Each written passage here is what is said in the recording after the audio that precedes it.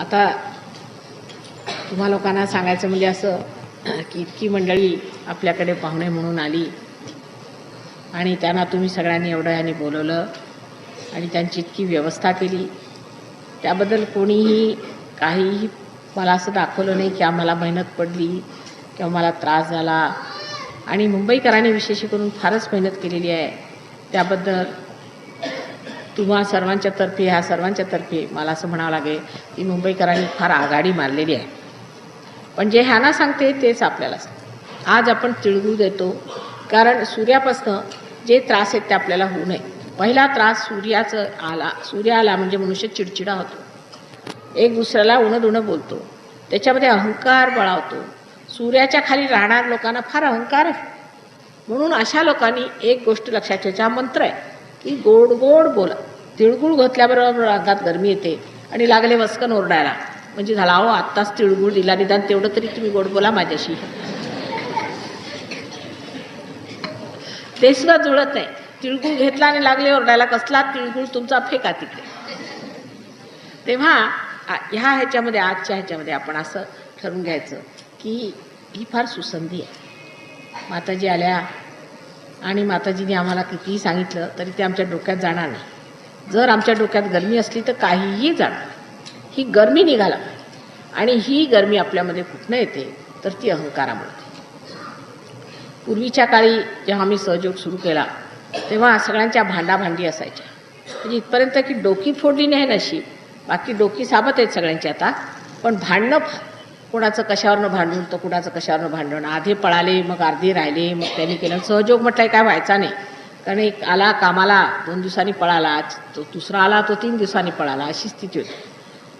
त्या पळापळीतच आपण सहयोग आता बसवलेला आहे. पण त्याला मुख्य कारण एकच आहे की तुम्हाला इच्छा असायला की काहीही असलं तरी आम्ही परमेश्वराला भेटायला आलो, आम्हाला परमेश्वराचा आशीर्वाद पाहिजे, आम्हाला परमेश्वरी तत्त्व जाणायचं आहे, आम्हाला जगातल्या ह्या सर्वच्या काही गोष्टी आहेत ज्यांनी सगळ्यांना ताप आणि त्रास होतोय त्यांना नष्ट करायचं. तेव्हा इथे भांडाभांडी करून चालणार नाही. ह्या अहंकारामुळे इतके त्रास संबंध जगामध्ये झालेले आहेत.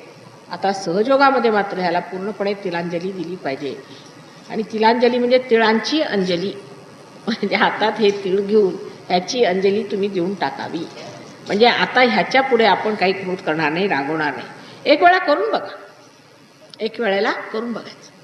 न रागवता कितीतरी गोष्टींना मनुष्य समेटू शकतो, कितीतरी गोष्टींचा सामना करू शकतो. आणि कितीतरी गोष्टींचा नुसता लक्ष न दिल्यामुळेच संबंध काही, जसं काही उत्तरच त्याचं मिळालेलं आहे, संबंध त्याचे जे काही प्रश्न आहेत ते सुटलेले आहेत, असं तुमच्यासमोर सगळं दृश्य येईल. तेव्हा कोणत्याही गोष्टीला आपण अत्यंत जर महत्त्व दिलं तर आपण त्याच्यामध्ये तामसिक स्वभावाचे झालो असं म्हणतात. तामसिक म्हणजे काय, जो मनुष्य एक लहानशी गोष्ट असेल त्याचं फार वैराण करतो. म्हणजे एखादी बाई, आता तिचा नवरा आजारी, माझा नवरा आजारी, माझा नवरा आजारी, बाबा आहे कबूल, पण तू आहेस ना आता ठीक, तुझी तब्येत ठीक आहे, तुझ्याबद्दल काय, ते काय, एक लहानशी, पण ते तरी म्हणा नवरा आहे तरी काही महत्त्वाचं आहे. पण एक लहानशी गोष्ट घेऊन बसायचं, त्याच्यासाठीच वैराण करायचं, दुसऱ्याला हैराण करायचा, त्रास द्यायचा. हे जे आपल्याकडे एक पद्धत आहे त्याला कारण असं आहे की आपल्यामध्ये क्षुल्लक गोष्टींचं महत्त्व जास्त आहे आणि मोठ्या गोष्टींकडे लक्ष. ह्या लोकांना काय मोठं आणि लहान सगळं बरोबरच आहे, काय समजतच नाही त्याच्यात. पण तुम्हाला समजलं पाहिजे, कारण आपलं जे काही आहे एवढं मोठं, हा जो काही वारसा मिळालेला आहे फार मोठा आहे. तेव्हा हा वारसा मिळाला, आम्ही या योगभूमीत जन्माला, ह्या योगभूमीत आम्ही आल्यावर आम्ही काय मिळवलं, हजारो वर्षाच्या तपश्चर्येनंतर म्हणतात हिंदुस्थानात जन्म होतो आणि त्याच्या हजारो वर्षानंतर महाराष्ट्रात होतो. तर रस्त्यात झिंगत लोक पाहिले की मला समजत नाही महाराष्ट्रातले की कुठले, म्हणजे हे किडे कसे जन्माला आला हेच समजत नाही. आता तुम्ही सहयोगी झाला कारण तुमची पूर्वजन्मातली तपश्चर्या सगळी फळाला आहे. पण त्याचा अर्थ असा नाही की बाकीची आता ह्या जन्मातली तपश्चर्या माताजींनी करायची. ह्या जन्मातली पहिली तपश्चर्या म्हणजे आपापसात गोड बोललं पाहिजे, प्रेमाने वागलं पाहिजे, तोडून नाही बोलायचं, पहिली गोष्ट. म्हणून आज पहिला दिवस आपला पूजेचा आपण सुरू केलेला आहे. त्या दिवशी आपण सगळ्यांनी गोड बोललं पाहिजे आणि गोडात राहिलं पाहिजे. कारण गोड बोलणं हे फार सोपं काम आहे. रागवणं तर त्याहून कठीण आणि मारणं तर जमतच नाही माणसाला. तेव्हा कशाला कठीण कामं करायची, आपलं सरळ गोड बोललं की झालं.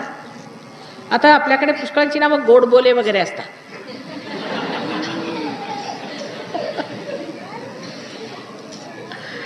तर मी असा विचार केला की ह्यांच्या फॅमिलीतच लोक गोड बोलत असतील वगैरे, तर खरोखर ते लोक फार गोड बोलत असत, पण ते गोड बोलून दुसऱ्यांचे गळे कापायचे. मग म्हटलं हे काय प्रकार.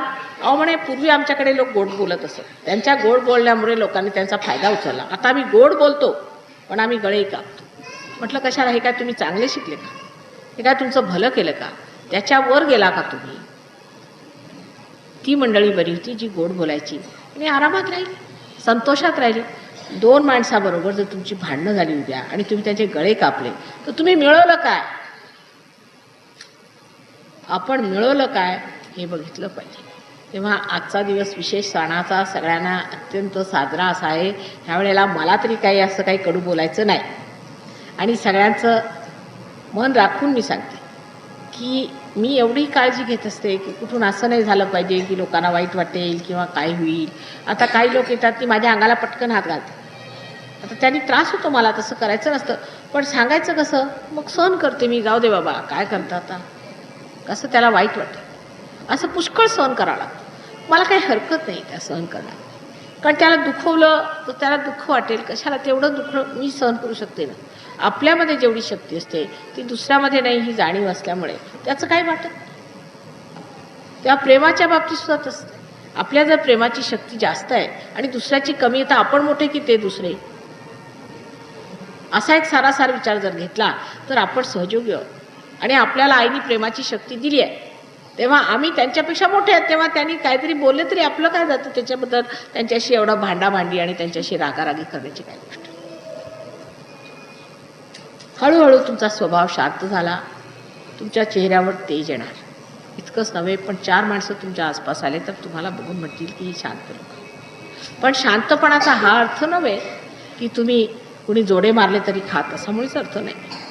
फक्त सहयोगांसाठी ख्रिस्त्याने सांगितलेलं आहे की जर तुमच्या तोंडात कुणी एक थोबाडीत मारली तर दुसरं थोबाड पुढे करा. फक्त सहयोगांसाठी, इतर लोकांसाठी नाही. इतर लोकांनी जर एक थोबाडात मारली तर तुम्ही चार मारा असं मी सांग, कारण त्यांची भूत असती तरी होऊन जाती. पण आपापसामध्ये सहयोगांच्यामध्ये तुमचं बोलणं शुद्ध असायला पाहिजे आणि प्रेमळ असावं. ही फार आवश्यक गोष्ट आहे. सगळ्यांनी प्रेमळपणाने आपापसात बोलणं केलं पाहिजे. आणि जो बाहेरचा मनुष्य आहे त्याच्यावर तुम्ही कसे बोलले तरी मला काही हरकत नाही, पण जो आपला आहे हा सहयोगी सगळा माझ्या अंगात आलेला आहे. एक एक मनुष्य माझ्या शरीरात गेलेला आहे. तुम्ही जर एक दुसऱ्यांना लाथा मारल्या किंवा शिव्या दिल्या त्या मलाच तुम्ही शिव्या देता असं समजलं पाहिजे. कारण आता बघा, एका झाडावर जर 10 फांद्या आहेत, त्या आपापसात भांडल्या तर त्या झाडाचं काय होणार आणि त्याच्या पानांचं काय होणार. माझाच हात माझ्या हाताशी जर भांडू लागला तर कसं काय होणार.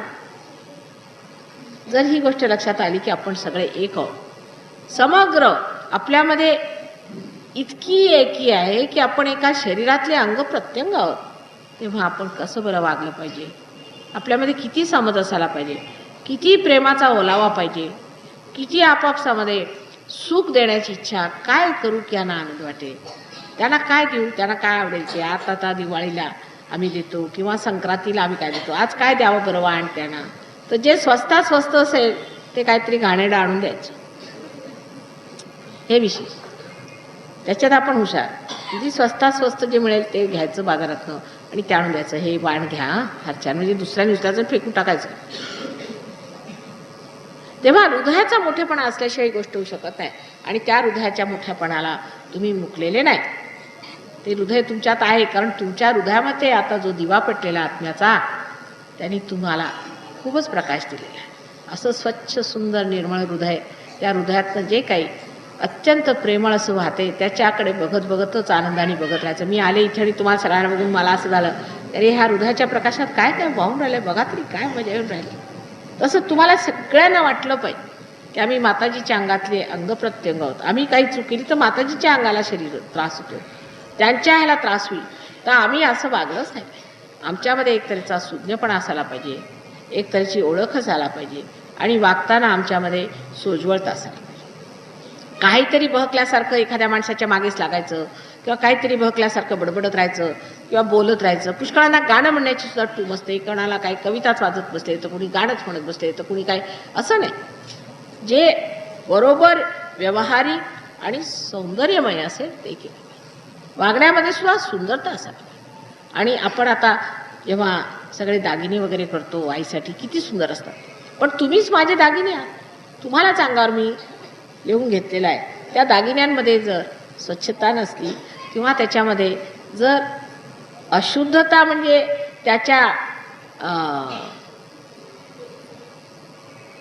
त्याच्या अंगातले जे मुख्य गुण आहे तोच नाही त्याच्यात. जर सोन्याचं सोनं नसलं, सोन्याच्या जागी पितळ असलं, त्याला काय अर्थ.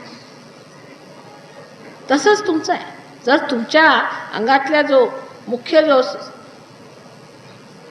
धातू आहे तोच जर खोटा असला तर त्याला घालून मी कुठे मिरवायचं. तेव्हा तुम्हीच माझं लेणं, तुम्हीच माझं भूषण आहे आणि तुम्हीच मला भूषण दिलेलं आहे. मला कोणत्याच दुसऱ्या भूषणाची गरज नाही. असं मी तुमच्याजवळ आता फार विनवून सांगते की बोलताना वगैरे एकंदरीत मुलांच्या बाबतीत किंवा कोणाच्याही बाबतीत अत्यंत समजूतदारपणाने, अत्यंत नम्रपणाने आणि सावकाशपणे सगळं कार्य झालं पाहिजे. कोणावरही जबरदस्ती, जुलूम किंवा घाई वगैरे करण्याचा काही अर्थ नाही. अशा रीतीने एक दिवस असा येणार आहे की सगळे जग तुमच्याकडे बघून आश्चर्यचकित होईल. अहो, ही मंडळी कुठली, हे कुठले लोक, हे कोण आले. मग कळेल की हे स्वर्गातले दूत आलेत सर्व जगाला सांभाळण्यासाठी, सर्व जगाला यश देण्यासाठी आणि सर्व जगाला परमेश्वराच्या दारात नेण्यासाठी हे परमेश्वराने पाठवलेले दूत आहेत. अशा सर्व दूतांना माझा नमस्कार.